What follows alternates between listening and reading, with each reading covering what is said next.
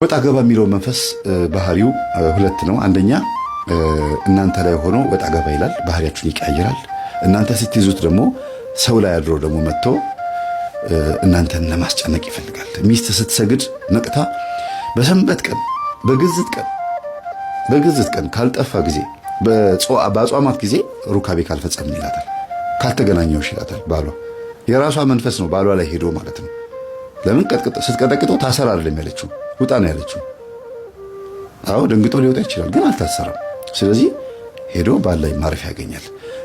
እንደገናም ደግሞ ልጆች ላይ ያርፋል። የእናንተው ዕቃ ይሰብራል፣ ይወድቃሉ።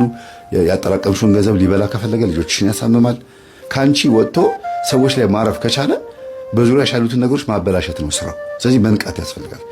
የሆነ ባህሪ ስታይ ሰዎች ላይ ይሄ ነገር ከኔ ነው ወደ ሰዎቹ ይሄዱ በፍጹም ቃል መለስ ንስሐ አልገባም ያለ ባል ካለሽ ወይም ሚስት ካለች ወይም እህት ወንድም ወይም ደግሞ ልጆች ካሏችሁ ይሄ ነገር ከኔ ወደ እነሱ ሄዶ እኔ ስለቀጠቀጥኩ ተናዶ ሄዶ እነሱ ላይ ልባቸውን አክብዶብኝ ነው ብላችሁ ማሰብ አለባችሁ። እና ከኔ ሄደ ልጆቼ ላይ ወይም ባለቤቴ ወይም ሚስቴ ላይ ሄደ ያረፍክ ካለ በስላሴ ስም ታሰር፣ ናውጣ ና ወደ እኔ ነው ወይም ባለህበት ታሰር። እና ማለትም ቀላል ነው። ለምን ከእናንተ ነው ወደዛ ሄደው ባለህበት ታሰርም ማለት ትችላላችሁ። ልጆቻችሁ እንቅልፋቸውን ሲተኙ ሄዳችሁ ከሰገዳችሁ ከጸላችሁ በኋላ ወደ እኔና በስላሴ ስም የዛር መንፈስ እኔ ላይ ሆነ ስትረብሸኝ ነበርክ፣ እኔ ስቀጠቀጥህ ደንግጠህ ወደ ሌላ ቦታ ሄድክ። ወደ ስራ ባልደረቦቻችሁ ይሄድና ያስከዳችኋል። በተለይ ሼር ምናምን የምትሰሩ ሰዎች በቀልክ መንፈሳዊ ስትሆኑ አብሯችሁ የሚሰሩት ሰዎችን እንዲከዷችሁ ያማድረግ ባህሪ ያለው በጣም ማለት በቃ ይገለበጡባችኋል፣ ማጠብቁት ይሆኑባችኋል። ማለት የኔ የምትሉት ሰው ሌላ ይሆንባችኋል።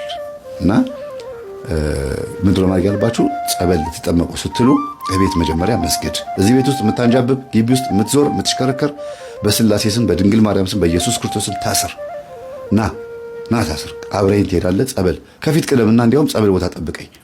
ይሰማል፣ ይታዘዛል። ቃል የአፍህን ፍሬ ነው። ቃል ነው የሚጠብቀው። ለዚህ ነው ጠንቋዮች እኮ 5 ሳንቲም ብትሆን ላኪ ይላሉ። ለምን? እሺ እንድትሉ ስለሚፈልጉ ነው። ከውጭ ሀገር $100 ቢሆን